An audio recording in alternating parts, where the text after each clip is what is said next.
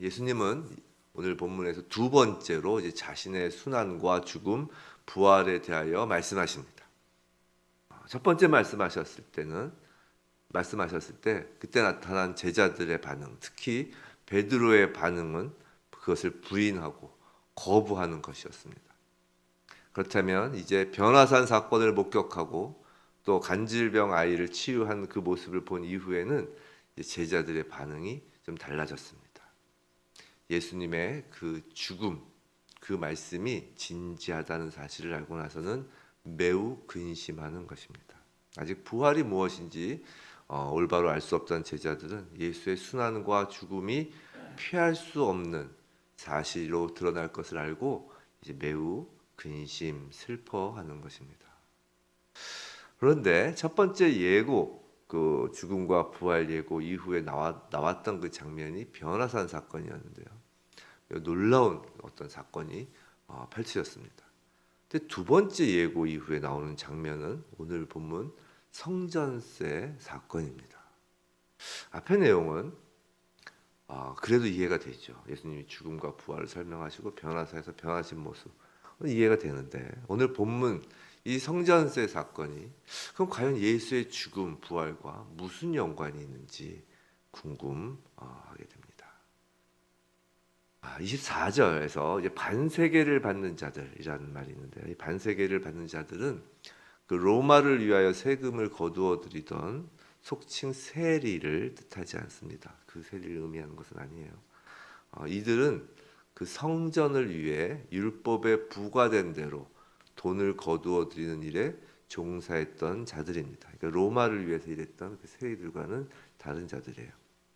그럼 그 율법에 부과된 대로 그 돈을 거두어 들인다라는 게 무슨 말인지 알려면 그 출애굽기 30장 11절에서 16절까지에 규정된 그 속전을 보아야 합니다. 그것부터 이제 비유래된 것인데 이게 구약 129면에 있습니다. 구약 129면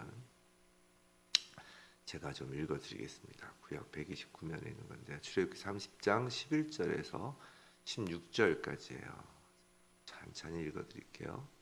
자, 여호와께서 모세에게 말씀하여 이르시되 내가 이스라엘 자손의 수효를 조사할 때 조사받은 각 사람은 그들을 계수할 때에 자기의 생명의 속전을 여호와께 드릴지니 이는 그들을 계수할 때에 그들 중에 질병이 없게 하려 함이라. 무릇 계수 중에 드는 자마다 성소의 세겔로 반세겔을 낼지니 한 세겔은 20게라라. 그 반세겔을 여호와께 드릴지며 계수 중에 드는 모든 자 곧 20살 이상 된 자가 여호와께 드리되 너희의 생명을 대속하기 위하여 여호와께 드릴 때에 부자라고 반세겔에서 더 내지 말고 가난한 자라고 덜 내지 말지며 너는 이스라엘 자손에게서 속전을 취하여 회막 봉사에 쓰라. 이것이 여호와 앞에서 이스라엘 자손의 기념이 되어서 너희의 생명을 대속하리라 라는 말씀입니다. 제가 한번 쭉 읽어드렸는데요. 그 내용을 보면 이런 것입니다. 모든 20살 이상 된 자들은 부자이건 가난한 자이건 동등하게 반세겔을 여호와께 드리라는 것이에요. 부자이건 가난한 자이건 동등하게 드리라는 건 반세겔을 이 반세겔은 그 이틀치 그 일용직 근로자의 소득입니다. 그러니까 뭐 많다면 많을 수 있죠. 또 못 낼 것도 아닌 그런 일용직 근로자. 모든 자들 가난한 자건 부자이건 이렇게 내라는 건 이것이 생명을 대속하기 위한 속전이기 때문이에요. 즉 생명값은 부자나 가난한 자나 다 똑같잖아요. 더 내지도 말고 덜 내지도 말고 다 내라는 거예요. 20살 이상이. 그렇게 생명을 대속하기 위한 속전으로 여호와께 드리는 이 돈은 회막봉사 즉 성전을 위하여 쓰도록 한 것입니다. 성전 개보수나 뭐 여러 가지 그런 것을 위해서 비용을 쓰는 것이죠. 하나님을 섬기는데 쓰는 것입니다. 자, 이런 속전은 로마법 규정에는 없었기 때문에 당시에 강제적인 세금은 아니었지만 유대인이라면 당연히 내어야 하는 것으로 여겨졌던 것입니다. 그래서 25절에서 베드로는 예수님께 사전에 물어보지도 않고 당연히 내신다라고 답한 거예요. 근데 이를 두고 예수님이 베드로에게 질문하고 대답하는 형식을 문답법 형식으로 이제 무언가를 가르쳐 주시려고 합니다. 25절을 보시면 25절 보면 이렇죠. 세상 임금들이 누구에게 관세와 국세를 받느냐? 자기 아들에게냐 타인에게냐라고 이렇게 번역이 되어 있는데 그 25절에서 아들 타인으로 번역됐지만 원어에서는 둘 모두 복수형을 쓰고 있는 거예요. 복수형. 오늘 본문을 가지고 예수님이 하나님의 아들이니까 예수님은 세금을 안 내도 되지 않느냐 이렇게만 해석하기엔 조금 무리가 있다는 것이죠. 왜냐하면 원어는 아들들, 타인들 이렇게 돼 있어요. 자, 예수님은 베드로에게 세상 임금들이 세금을 자기 아들들에게 받겠느냐 아니면 타인들에게 받겠느냐고 물으시는 거예요. 실제로 고대 군주들은 당연히 자신의 아들들에게는 세금을 받지 않았습니다. 그렇기 때문에 베드로는 그 질문에도 어려움 없이 답합니다. 타인들이요 라고 말이죠. 그 대답을 듣고 이제 예수님이 말씀하십니다. 그렇다면 아들들은 세를 면하리라 라고 말합니다. 나는 안 내도 된다가 아니라 아들들은 세를 면하리라 라고 하신 거예요. 근데 여기서 세를 면하리라 라고 번역된 것을 원어 성경에 따라 직역하면 다름 아닌 자유하다라는 거예요. 자유하다. 즉 예수님은 이렇게 말씀을 하시는 것입니다. 그리하면 아들들은 자유이다 라는 거예요. 세를 면하리라 이렇게 헬라어가 구성되어 있는 게 아니라 그리하면 아들들은 자유이다 이렇게 되어 있어요. 직역하는 것. 직역하면 그것을 이제 의역한 거예요. 어찌 보면 번역이. 말씀드린 것처럼 반세겔의 성전세는 다름 아닌 생명을 대속하는 속전입니다. 예수님의 죽음은 제자들이 슬퍼만 할 일이 아니라 근심할 것만이 아니라 속전 즉 모든 이들의 생명을 예수님 생명으로 대신 갚아주신 사건인 것이에요. 예수님의 죽음과 부활 예고를 듣고 근심하는 제자들에게 예수의 죽음과 부활이야말로 참된 생명이 주어지는 일임을 알려주시는 것입니다. 우리는 예수의 십자가 대속으로 하나님의 아들들, 딸들이 된 자들입니다. 우리는 이제 속전을 내야 하는 율법에 매이지 않습니다. 우리는 자유라는 것입니다. 예수의 십자가로 자유가 되었다는 거예요.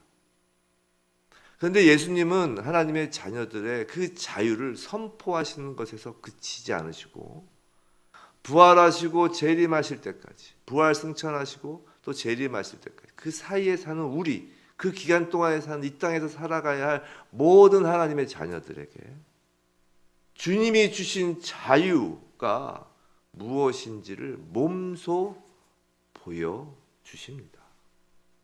주님이 주신 자유가 무엇인지 그것이 27절이에요. 오늘 본문 말씀은 마태복음 17장 22절에서 27절까지입니다. 마태복음 17장 22절에서 27절. 예수님께서 그럼 그 자유가 무엇인지를 몸소 보여주시는 것이 이제 27절입니다. 그들이 실족하지 않게 하기 위하여입니다. 자유가 다른 사람들에게 걸림돌이 되게 하지 말라는 것이에요. 사랑하는 성도 여러분, 세상은 자유를 권리라고 하지만 우리 주님이 주신 자유는 능력입니다. 자유는 우리의 권리를 요구하는 능력이 아니라 우리가 옳은 일을 하는 능력인 것입니다. 예수는 자신의 생명으로 우리의 죄를 위해서 대속물이 되셨습니다. 예수의 희생으로 우리에게 주신 자유는 다른 이들을 위해 옳은 일을 하는 능력을 우리에게 부여하신 것입니다. 세상에서 말하는 그 권리로서의 자유와 이건 차원이 다른 것입니다. 다른 이들이 죄를 짓는 그 걸림돌로 작용하지 않도록 예수가 성전세를 지불하도록 베드로에게 지시하신 것처럼 참된 자유란 우리 자신을 섬기는 권리로서의 자유가 아니라 다른 이들을 섬기는 능력이 되는 자유라는 것입니다. 한번 생각해 보세요. 타락한 후에 인간은 옳은 일을 할 수 있는 능력을 상실하였습니다. 인간은 죄의 저주 아래에 있고 그 저주는 우리를 자기중심적으로 만듭니다. 하나님이 우리에게 원하시는 것을 불순종하도록 묶어두는 거예요. 우리가 자유의지 얘기하지만 사실 아담이 죄를 진 이후 예수 그리스도로 인하여 그 죄에서 해방되기 전까지의 모든 인류는 자유의지가 없는 것입니다. 사실 죄밖에 지을 수밖에 없는 운명이기 때문이에요. 노예라잖아요. 노예가 무슨 자유의지가 있어요. 예수 그리스도의 십자가는 진정한 자유의지를 회복한 것이에요. 죄를 짓지 않을 수 있는 능력을 회복한 것입니다. 그 자유는 전에 할 수 없었던 올바른 일을 우리로 하여금 할 수 있게 하는 것이에요. 그 자유는 비로소 하나님이 우리로 말미암아 하기 원하시는 것을 순종하게 할 수 있는 능력인 것입니다. 참된 자유는 우리가 원하는 것을 무엇이나 하는 제한 없는 능력을 의미하는 것이 아니라 다른 이들을 위해 우리 자신을 희생하는 능력을 의미합니다. 이 세상에서 성도로 살아가는 삶이란 우리의 권리를 주장하는 것이 아니라 다른 이들에게 베풀고 섬기는 자유를 누리는 것입니다. 그때 하나님은 물고기 입에서 아들들을 위한 한 세계를 주십니다. 하나님께서 필요를 채워주시는 거예요. 그 자유를 행할 능력의 수단들을 제공하시는 거예요. 그런데 반세겔이 아니에요. 함께 그 일을 하라고 한 세계를 주십니다. 예수 십자가와 부활의 능력은 나만을 위한 것이 아니라 나와 너, 우리를 위한 것이며 세상의 걸림돌이 아니라 세상의 디딤돌이 되는 능력인 것입니다.